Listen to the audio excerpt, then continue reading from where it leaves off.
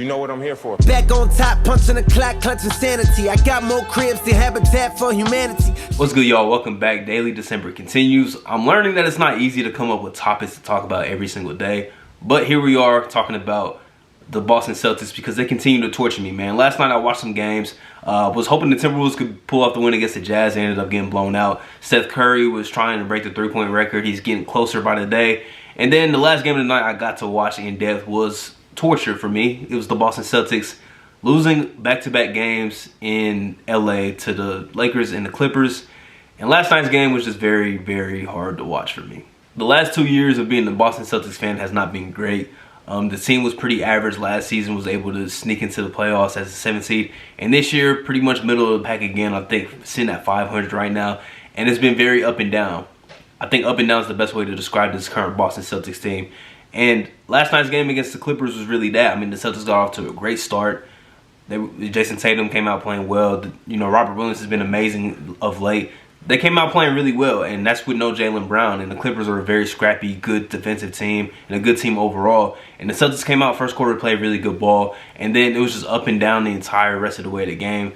I think Boston at one point trailed by like 15 or 17. Then they were able to storm back. I think they might have even took a lead at some point. They were able to come all the way back, and then they just couldn't finish the job. Like, it was just such an up and down game. And I seen a tweet. I forget who said it, but if I find it, I'll put it on screen. But they said the Celtics always do this. They give us false hope. They come back from like double digits, give us false hope, and they end up losing the game. And that's exactly what happened last night. Gave us false hope as fans, ended up losing the game. They did it against the Lakers too the other night, which credit to the Lakers. They played probably their best game of the season against the Celtics the other night.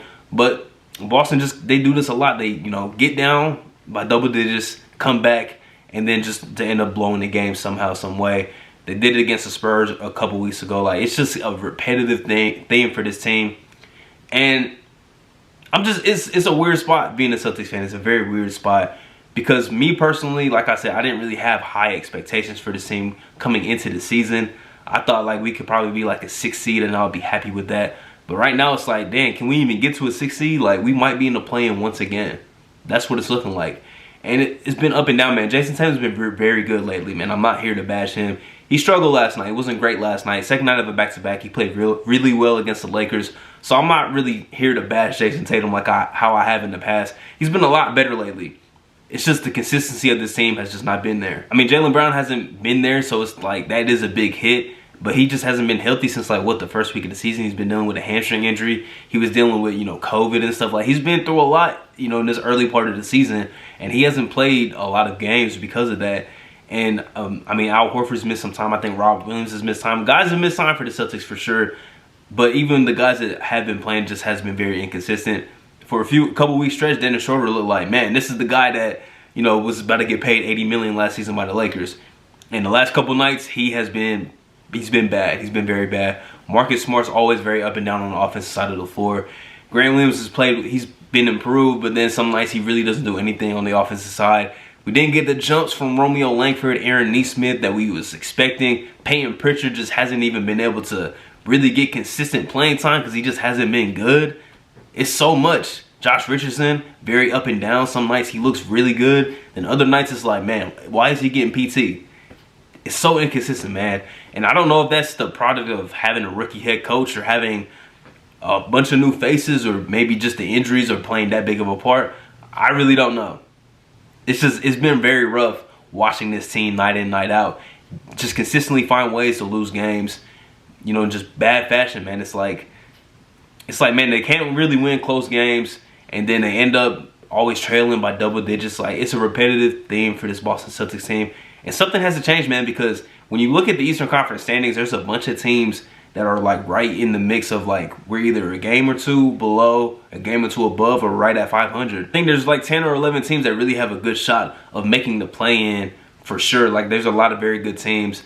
Off the top of my head, I can't, like, the only teams that are definitely bottoming out, the Detroit Pistons, the Orlando Magic, and maybe the Indiana Pacers, if they decide to, you know, hit the reset by trading Sabonis, Miles Turner, and them.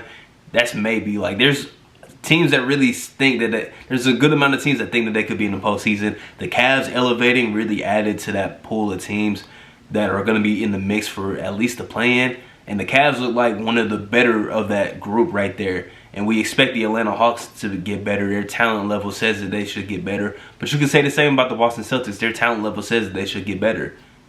But just because you have talent on paper doesn't mean it's always going to pan out. And honestly, just watching the Celtics team, it's like, what can change? I'm not really sure what can change, man. Defensively, I mean, they've had stretches where they've been better, then they've had stretches where they've just been poor. And it's like some nights they choose to really play great defense, and other nights they choose to, be bad on the defensive side of the floor. It's just been very inconsistent. Maybe that's a product of Ime Udoka's rookie season as a head coach. Could be very understandable, but there's a lot of guys on this team that have conference finals experience, deep playoff runs. They've been on playoff teams. There's a lot of guys on this roster that have played meaningful basketball into May and late, maybe even early June. Like, there's guys that have been on, good playoff teams. So it's like, you can't really come up with too many excuses, man. Can't come up with too many excuses.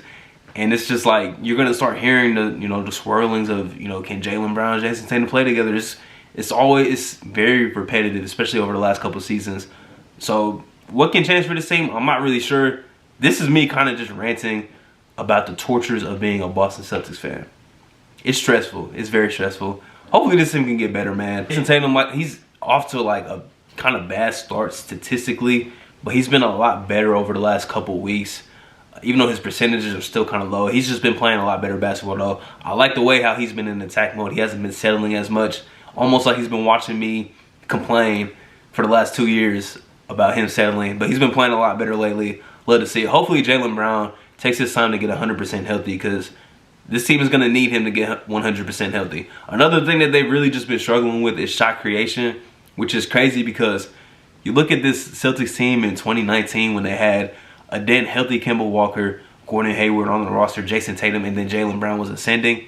You had 4 guys that could legitimately get you 25 points on any given night, 30 points on any given night.